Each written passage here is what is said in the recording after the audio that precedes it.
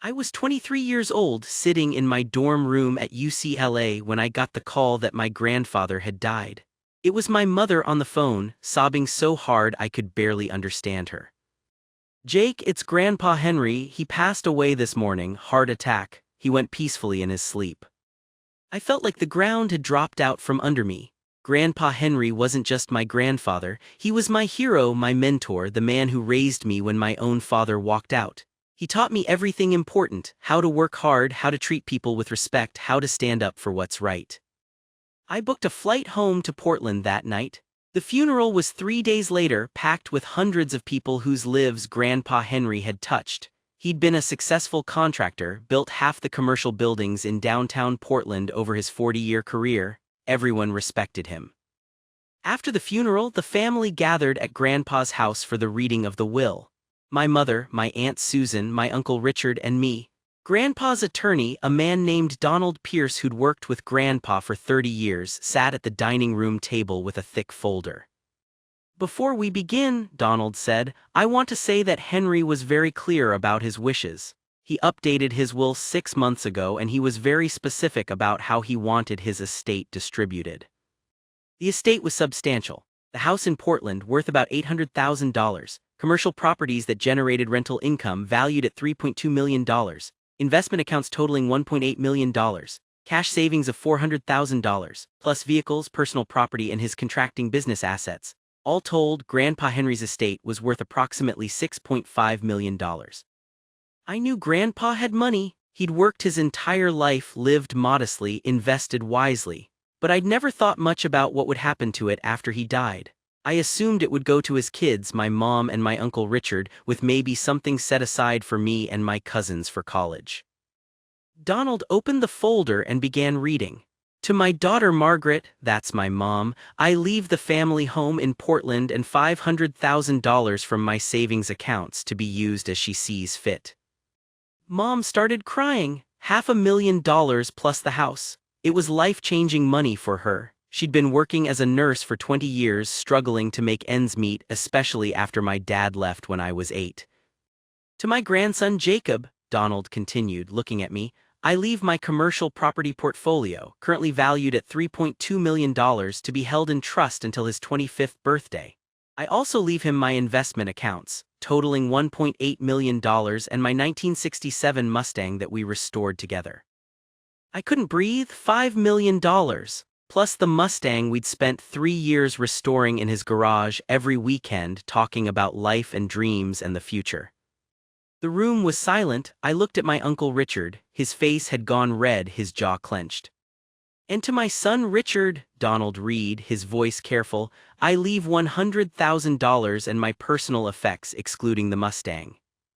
Richard exploded. "What? 100,000? That's it. I'm his son. Jake gets 5 million and I get 100,000. Donald remained calm. "Richard, your father was very clear about his reasoning. He left a letter explaining his decisions. Would you like me to read it?" "Yes, I'd like you to read it," Richard shouted. Donald pulled out a sealed envelope, opened it, and began reading Grandpa's words. "To my family, I know my decisions may seem harsh to some, but I have my reasons. To my daughter Margaret, you have always been there for me, visited me regularly, cared about my well-being. The house and money are yours to enjoy. You've earned it through years of love and devotion. To my grandson Jacob, you are the future of this family. You reminded me why I worked so hard all those years. Every weekend we spent in the garage, every conversation we had, every moment we shared, I saw the man you were becoming. Smart, kind, hardworking, honest. The commercial properties and investments are yours because I trust you to use them wisely to build something meaningful with your life. Make me proud, Jake. To my son Richard, I'm leaving you less because you need to learn the value of what you've been given. For 20 years you've asked me for money, loans you never repaid, business ventures that failed because you didn't put in the work. You've stolen from me, lied to me, and taken advantage of my love for you. I'm giving you $100,000 not because you deserve it, but because you're my son and I love you despite your flaws. I hope you use it to finally grow up and take responsibility for your life. I won't be here to bail you out anymore." The room was dead silent. My Uncle Richard's face had gone from red to white. My mom was crying quietly. I was in shock. "That's bullshit," Richard finally screamed. Dad was senile, he didn't know what he was doing. Jake manipulated him, poisoned him against me. Richard, Donald said firmly, your father was examined by 2 doctors when he updated this will. Both certified he was of sound mind. This will is legal and binding. Richard pointed at me, his hand shaking. You little bastard, you stole my inheritance, that money should be mine. Richard, stop it, my mom said quietly. Don't tell me to stop, this is garbage, I'm contesting this will, I'm taking this to court. Donald sighed. That's your right, Richard, but I should warn you, your father anticipated this. The will includes a no contest clause. If you challenge it and lose, you forfeit the $100,000. I don't care, I'll win, Jake's not getting my money. I finally found my voice. Uncle Richard, I didn't manipulate Grandpa, I just spent time with him, I loved him. Shut up, you scheming little, Richard lunged at me, but my mom got between us. Richard, get out, she said, her voice steel. Get out of this house right now. Richard stormed out, slamming the door so hard a picture fell off the wall. That was 3 months ago? Now I'm sitting in a lawyer's office because Uncle Richard did exactly what he threatened. He contested the will, filed a lawsuit claiming Grandpa was mentally incompetent and that I'd unduly influenced him. My lawyer, a sharp woman named Patricia Chen, explained the situation. Jake, Richard's case is weak. We have medical evaluations proving your grandfather's competence. We have the letter explaining his reasoning. We have decades of documented behavior showing Richard's financial irresponsibility. But these cases can take a year or more to resolve, and they're expensive. Richard's gambling that you'll settle to avoid the legal fees and hassle. I'm not settling, I said. This is what Grandpa wanted. I'm not letting Richard bully me into giving up what Grandpa left me. Good, then we fight. The legal battle consumed the next 14 months. Richard's lawyers argued that Grandpa had been suffering from dementia, that I'd isolated him from his family, that I'd manipulated him into changing his will. They called witnesses, Richard's friends mostly, who testified that Grandpa had seemed confused in his final year. They brought in a doctor who'd never examined Grandpa but reviewed his medical records and suggested possible cognitive decline. We countered with Grandpa's actual doctors who testified he was sharp as a tack until the day he died. We brought in his business associates who'd worked with him regularly and confirmed he was completely competent. We brought in neighbors who'd spoken with him days before his death and found him perfectly lucid. We also presented evidence of Richard's history with Grandpa. Bank records showing Richard had borrowed over $300,000 from Grandpa over the years and never repaid a cent. Police reports from 2015 when Grandpa had suspected Richard of stealing tools from his workshop. Emails from Grandpa to his attorney discussing his concerns about Richard's gambling addiction and failed business ventures. But Richard's lawyers had a strategy I didn't see coming. They started digging into my relationship with Grandpa, looking for anything that could be twisted into manipulation. They subpoenaed my phone records showing hundreds of calls between me and Grandpa. They made it sound sinister, like I was constantly in his ear. In reality, we just talked a lot. He'd call to see how school was going. I'd call to ask his advice about life, about career choices, about relationships.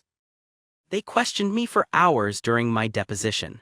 Isn't it true that you visited your grandfather every weekend? Isn't it true that you were the only grandchild who regularly spent time with him? Isn't it true that you knew your grandfather was wealthy? I answered honestly. Yes, I visited every weekend because I loved him and he was lonely after Grandma died. Yes, I was the only grandchild who spent time with him because my cousins couldn't be bothered. Yes, I knew he had money, but I never asked him for any of it. I worked 2 jobs to pay for college. I never expected an inheritance. The trial finally happened 15 months after Grandpa's death. Richard and I sat on opposite sides of the courtroom. We didn't look at each other. Richard took the stand first. His lawyers had coached him well. He painted himself as the grieving son who'd been unfairly cut out of his father's will by a manipulative nephew. I loved my dad, he said, wiping fake tears. We had some disagreements over the years, but what father and son doesn't? I made some mistakes when I was younger, but I'd changed. I was trying to rebuild our relationship, and then Jake came along and poisoned my dad against me. How did Jake poison your father against you? Richard's lawyer asked. He spent every weekend there, isolated my dad from the rest of the family. He talked badly about me, told my dad I was irresponsible. he knew Dad had money and he wanted it for himself. It was all lies, but Richard sold it convincingly. Then it was my turn. Patricia walked me through everything. My relationship with Grandpa, how we'd meet every Saturday morning to work on the Mustang, how he'd taught me about construction and business and life. "Did you ever ask your grandfather for money?" Patricia asked. "No, never." "Did you ever discuss his will with him?" "No, I had no idea what was in it until after he died." "Did you speak negatively about your uncle to your grandfather?" "No, Grandpa formed his own opinions about Uncle Richard based on Richard's actions." Richard's lawyer cross-examined me aggressively. "Isn't it convenient that you spent all that time with your grandfather and ended up with $5 million? "It wasn't about money," I said. "I loved my grandfather. He was the most important person in my life. I'd give back every penny if it meant I could have him back." "But you won't give it back to your uncle, who's your grandfather's actual son." "Because that's not what Grandpa wanted. He made his decision for reasons he explained clearly. I'm honoring his wishes." The trial lasted 3 weeks. Witnesses, expert testimonies, financial records, character evaluations. It was exhausting and expensive and emotionally devastating. But the worst part was watching Richard lie, watching him pretend he'd been a good son when I knew the truth, watching him play the victim when he'd taken advantage of Grandpa for decades. Finally, the judge delivered her verdict. Judge Sarah Morrison, a no-nonsense woman in her 60s who'd been on the bench for 20 years. "I've reviewed all the evidence in this case," she began. "The medical evaluations, the testimony, the history between the parties. This is a clear case of a competent man making informed decisions about his estate based on his lifetime of experience with his family members." She looked directly at Richard. "Mr. Thornton, your father's will clearly explains why he left you a smaller inheritance. The evidence shows decades of financial irresponsibility, broken promises, and taking advantage of his generosity. Your father had every right to distribute his estate as he saw fit." She turned to me. "Mr. Morrison, the evidence shows you had a close, genuine relationship with your grandfather based on mutual respect and love. There's no evidence of undue influence or manipulation. Your grandfather's wishes are clear and valid." She paused. "This court finds the will to be valid and enforceable as written. Mr. Richard Thornton's contest is denied. Furthermore, due to the no contest clause, Mr. Thornton forfeits his $100,000 inheritance." The courtroom erupted. Richard was screaming at his lawyers. My mom was crying with relief. Patricia was smiling. Richard had lost completely, and because he'd contested the will, he now got nothing. Zero. He'd gambled and lost everything. But it didn't end there. Richard was furious, desperate. He'd spent a fortune on lawyers, probably $200,000 or more, and now he had nothing. He'd been counting on that inheritance to pay off gambling debts. 2 weeks after the verdict, I got a call from Detective Marcus Webb of the Portland Police Department. "Mr. Morrison, we need to talk about your uncle, Richard Thornton." My stomach dropped. "What did he do?" "Can you come to the station?" At the police station, Detective Webb explained. "We've been investigating your uncle for fraud. He's been running a contracting scam, taking deposits from homeowners for renovation work and then never doing the jobs. We have 12 victims so far, totaling about $380,000 in fraud." "Jesus," I whispered. "There's more. Your uncle has been using your grandfather's name and reputation to lend credibility to his business. He's been telling clients he's taking over Henry Thornton's contracting company, that he's Henry's successor. He's been showing them photos of your grandfather's work and claiming it as his own." I felt sick. Richard was destroying Grandpa's legacy to fuel his scams. "We're arresting him tomorrow, but I wanted to talk to you first because his victims are angry and some of them might come after you since you inherited your grandfather's business assets." "I don't even run the contracting business. It's being managed by Grandpa's old foreman." "I understand, but Richard's been using your grandfather's name and people are confused about who's responsible. I wanted to give you a heads up." Richard was arrested the next day. The charges were extensive: 12 counts of fraud, identity theft for using Grandpa's name, forgery for creating fake contracts, and theft by deception. His bail was set at $100,000. He couldn't make it. He sat in jail for 3 months awaiting trial. The trial was devastating. Victim after victim testified about how Richard had convinced them to give him deposits, $15,000 here, $30,000 there for kitchen renovations, bathroom remodels, additions. He'd show them pictures of Grandpa's beautiful work, tell them he learned from the master, promise them quality craftsmanship. Then he'd take their money and disappear. When they tried to contact him, he'd make excuses. Eventually, he'd stop answering altogether. The victims were mostly elderly homeowners who'd trusted Richard because of the Thornton name. One woman, Mrs. Patricia Lee, testified through tears. "I'm 72 years old. I gave Richard Thornton $28,000 to renovate my kitchen. It was my entire savings. He promised me it would be beautiful, just like his father's work. He took my money and I never saw him again. Now I can't afford to eat, can't afford my medications. He destroyed my life. I wanted to crawl under the table. This was my family. My grandfather's name was being dragged through the mud because of Richard's greed." The jury found Richard guilty on all counts. The sentencing hearing was brutal. The judge looked at Richard with pure disgust. "Mr. Thornton, you didn't just commit fraud, you exploited your own father's reputation to prey on vulnerable, elderly victims. You took their life savings and left them with nothing. You are a predator and a disgrace to your father's memory." She sentenced him to 15 years in prison. Additionally, he was ordered to pay full restitution to all victims, $380,000 plus interest and penalties. Richard had nothing, no assets, no money, no way to pay. The victims would never see their money back. I couldn't let that stand. It wasn't right. These people had been victimized because of the Thornton name, because they'd trusted Grandpa's reputation. I contacted each victim personally. I arranged meetings, looked them in the eye, and apologized for what Richard had done.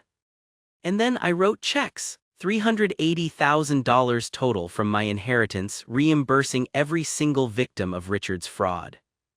Mrs. Lee cried when I handed her the check for $28,000. "You didn't have to do this," she said. "This wasn't your fault." "My grandfather built his reputation on integrity," I told her. "I won't let my uncle destroy that. You were victimized because you trusted the Thornton name. That means something to me."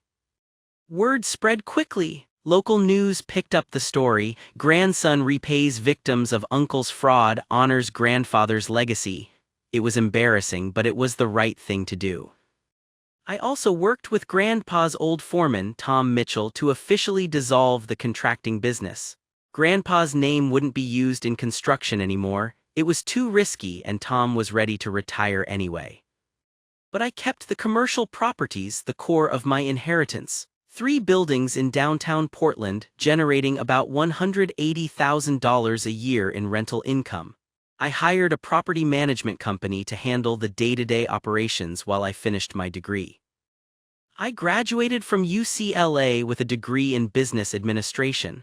I moved back to Portland and started learning everything I could about commercial real estate. I wasn't going to squander what Grandpa had given me. It's been 3 years now. I'm 26 years old. The commercial properties are doing well. I've reinvested the profits, done some renovations, increased the rental income to about $240,000 a year.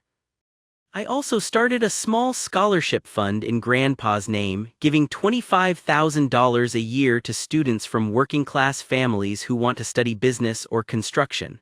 That's what Grandpa would have wanted. My mom is doing great. She retired early from nursing, finally has time to travel and enjoy life. She deserves it after all those years of struggle. Uncle Richard is at the Oregon State Correctional Institution. He'll be eligible for parole in 2031. I haven't visited him. I have nothing to say to him. My Aunt Susan, Richard's ex-wife, reached out to apologize for Richard's behavior. She divorced him years ago because of his gambling and lying. She said she wasn't surprised by any of it. Their kids, my cousins, are adults now and want nothing to do with their father. I think about Grandpa often. I still have the Mustang, perfectly maintained, driven every weekend. I think about our conversations in the garage, about the lessons he taught me. He used to say, "Jake, money doesn't make you rich. character makes you rich. You can have all the money in the world and still be poor if you don't have integrity. Richard had a father who was a millionaire who offered him every opportunity, who loved him despite his flaws. But Richard wanted shortcuts, wanted easy money, wanted to take instead of earn. He lost everything: his inheritance, his freedom, his family, his reputation. All because he couldn't accept that Grandpa's decision was based on a lifetime of watching Richard's choices. People ask me sometimes if I feel guilty about inheriting so much while Richard got nothing. I don't. Grandpa earned that money through 40 years of honest work. He had the right to give it to whoever he wanted. He chose me because I'd shown him respect, love, and integrity, because I'd spent time with him when no one else would, because he trusted me to honor his legacy. Richard could have been the one inheriting those properties, if he'd been a good son, if he'd repaid his loans, if he'd stopped gambling and lying and stealing, if he'd spent Saturday mornings in the garage with Grandpa instead of calling only when he needed money. But he didn't. He made his choices, and Grandpa made his. The $380,000 I paid back to Richard's victims hurt financially. It cut deep into my liquid assets. But it was the right thing to do. It's what Grandpa would have done. That's the difference between me and Richard. He always asked, "How much can I take?" I ask, "What's the right thing to do?" Grandpa saw that difference. That's why I'm building a business with his properties while Richard's sitting in a prison cell.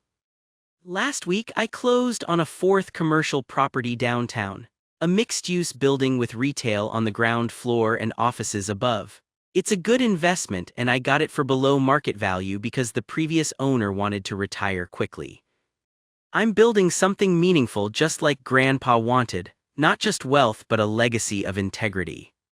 Richard will get out of prison eventually. He'll be in his 60s with nothing, no one, and no prospects. That's not my revenge, that's just consequence. Every decision has a consequence. Grandpa understood that. He worked hard and built something. I got to inherit that because I showed up, put in the time, treated him with respect. Richard took shortcuts and exploited people. He's inheriting his consequences too. Justice isn't always about courts and trials. Sometimes justice is just life working exactly the way it should. Good choices lead to good outcomes. Bad choices lead to bad outcomes. Grandpa's will wasn't unfair. It was perfectly fair. It gave each of us exactly what we'd earned through our actions and our character. I earned $5 million worth of trust and properties through years of love and respect. Richard earned nothing through decades of lies and exploitation. That's not cruel, that's justice. And I sleep well at night knowing I honored Grandpa's wishes, helped his victims, and I'm building something he'd be proud of. Richard gets to lie awake in his prison cell thinking about what he threw away. That seems fair to me.